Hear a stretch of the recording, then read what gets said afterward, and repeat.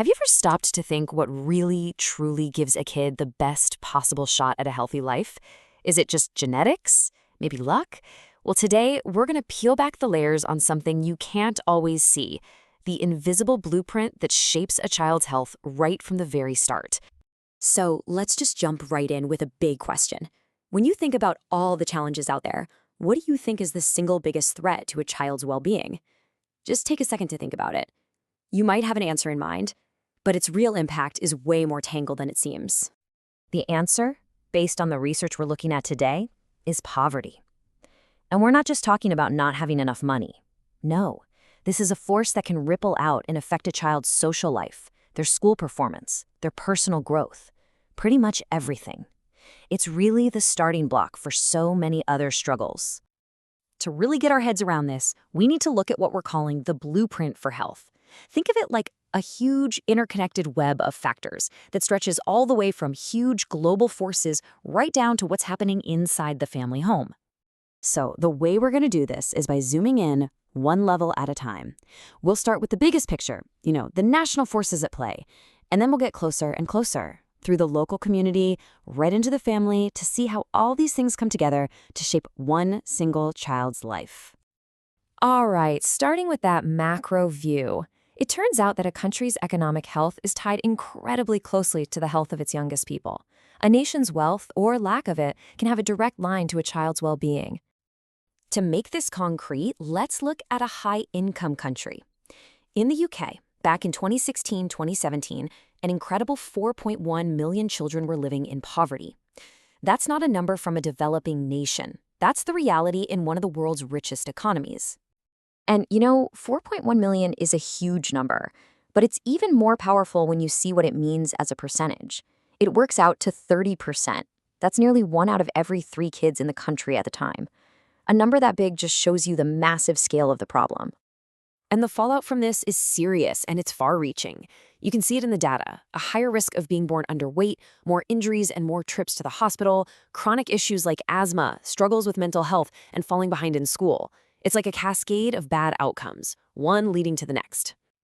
Okay, let's zoom in from the national level down to the neighborhood.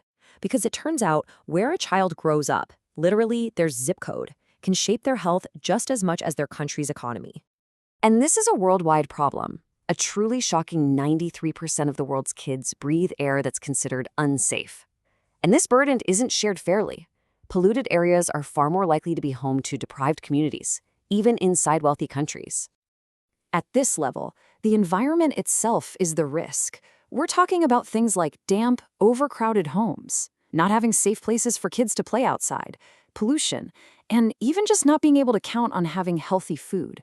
Every single one of those things puts a child's health at risk.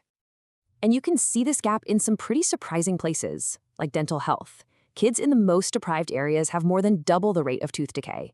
It's so bad, in fact, that in England, it's the #1 reason kids between 5 and 9 end up in the hospital. Okay, one final zoom in. We're moving from the street and going right inside the front door. This is the micro view, where the immediate family environment has the deepest, most direct impact on a child. If you look at family structure, about 1 in 5 kids in the UK lives with a single parent. Now, while tons of these families are absolutely thriving, they do face a much higher risk of social hardship. And the numbers show it. Almost half of the children in those homes are living in poverty. It brings that big national problem right into the living room. This brings us to a really critical idea for understanding risk at home, something called adverse childhood experiences, or ACEs. Basically, these are deeply traumatic events that can happen to a kid, and they can cast a really long shadow, affecting their health for the rest of their lives. So what are we actually talking about here?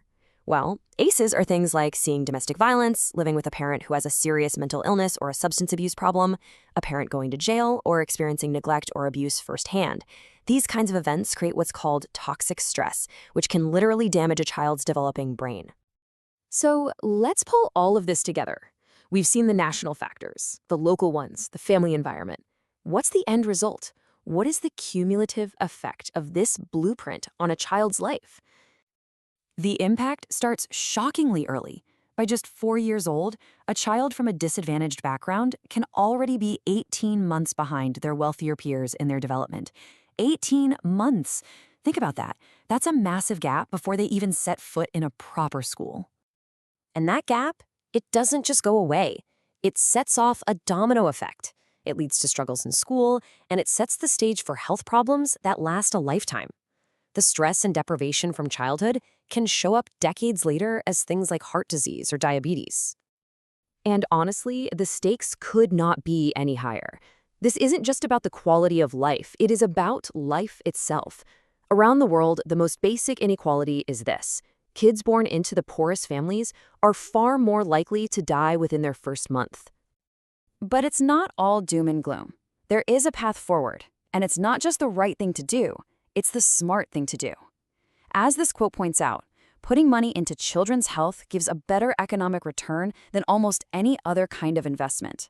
A healthy start builds a healthy, productive society for everyone. So all of this leaves us with one final and really crucial question. We can now see the blueprint. We understand the factors that build up a healthy life and the ones that tear it down. So knowing all this, what kind of investment are we as a society choosing to make in the next generation's blueprint?